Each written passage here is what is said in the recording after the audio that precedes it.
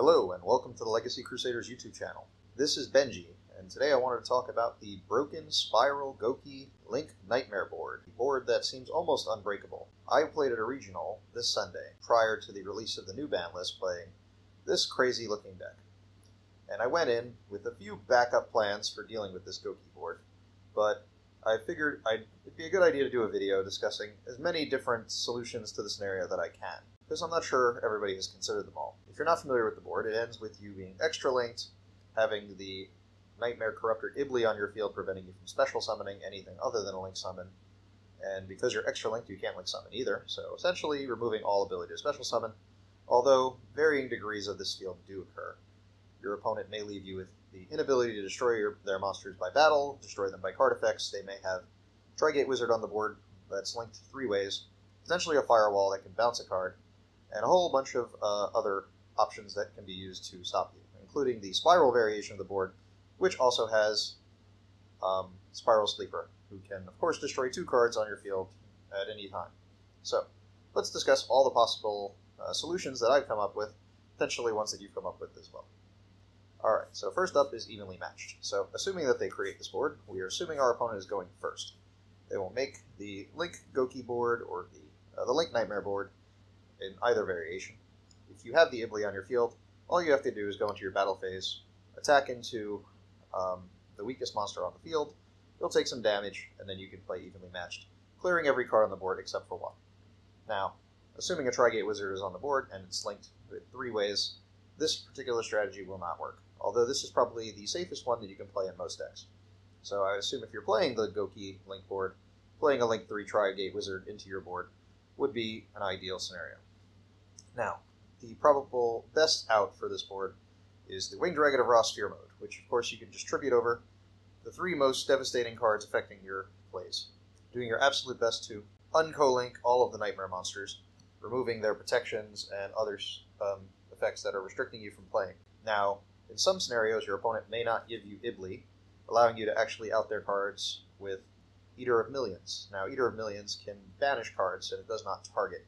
So assuming your effect isn't negated by Knightmare Griffin or negated by Trigate Wizard, you can start picking off their cards one at a time, as none of the Knightmares, once they are already on the field, have any kind of way of dealing with Eater of Millions.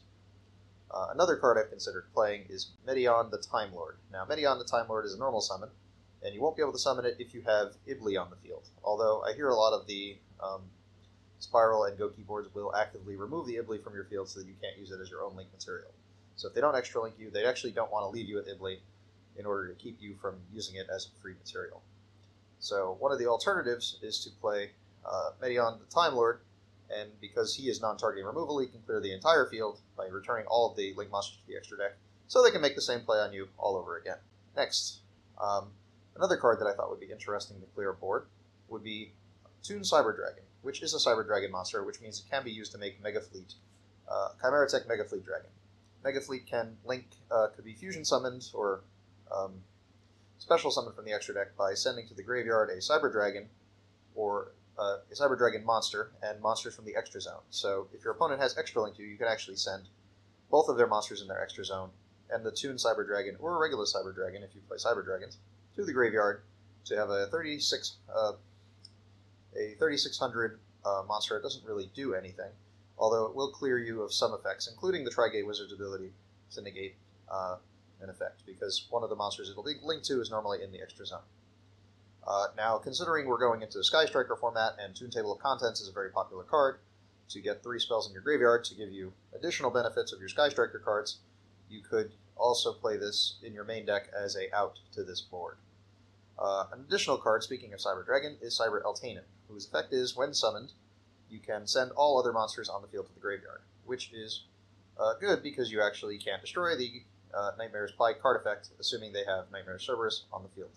Or is it Nightmare Phoenix? I mixed them up. The out I was playing in my regional deck was Drowning Mirror Force and Ciphering Gear Gamma. Now, Stormy Mirror Force would work as well, but because Link monsters have to be in attack position, in order to maintain their board, they will have to attack into a Mirror Force that can return all their cards to the extra deck or the hand. Well, in this case, both of these cards return their cards to the extra deck, meaning you can play up to 6 copies of these cards. Now, if Trigate Wizard is on the field, my deck also happened to play Ciphering Gear Gamma, giving me a way to protect myself from that. And Cipher and Gear Gamma is not negated by the effect of Knightmare Griffin, or but it would be negated by Ibli, so I'd have to allow them to attack over Ibli first. So that's one out. Now, of course, those are excellent outs, although prevention is also an out. So if you prevent your opponent from making the board, that would also be a good way of dealing with it. Droll and Lockbird would prevent them from drawing cards off of their co-links. It would prevent all the Gokis from adding cards to the hand, allowing you to play on your next turn. Ash Blossom is not nearly as effective because they can do a lot of chain blocking with Isolde and the Goki monsters, making it hard to ash a card you actually want to ash, making Valor a better call than Ash Blossom. Ogre would never hit the Isolde because it'll protect itself by chain blocking. Ogering the Firewall Dragon would be particularly helpful if you can pull off that method, although Ghost Reaper and Winter Cherries on Firewall Dragon would prevent them from dropping any more of the Gokis from their hand, preventing them from finishing the entire link board. So Ghost Reaper and Winter Cherries seems like an excellent card for outing the board. Now, the Goki and Spiral deck can play Called by the Grave, which of course we know can negate the effects of hand traps by banishing them from the graveyard as they are discarded as cost, except for the case of Cipher and Gear Gamma, which can also be used to prevent the board from being completed.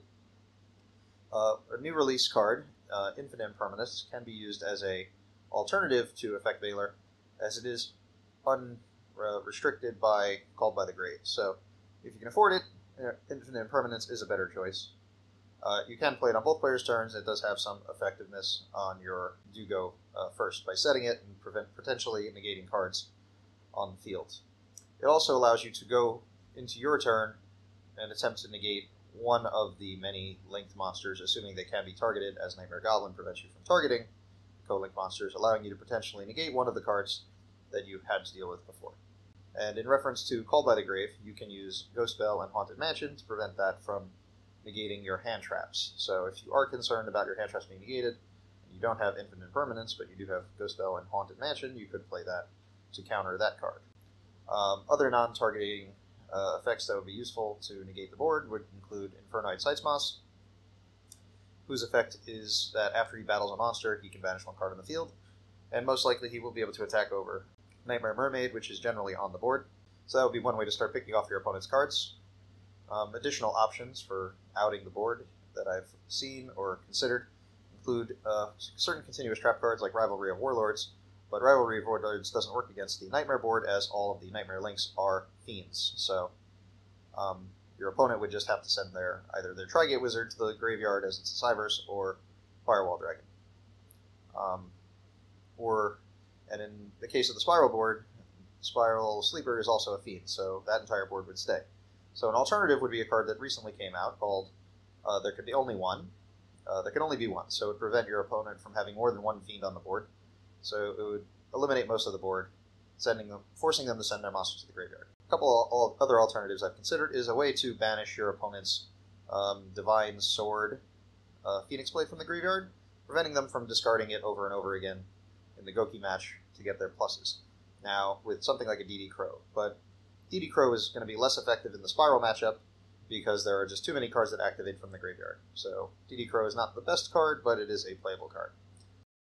Although, if you are to negate a card from the Goki board with Ash Blossom and Joyous Spring, it would most likely be the summon effect of Isolde from summoning the Goki Octo guy from their deck.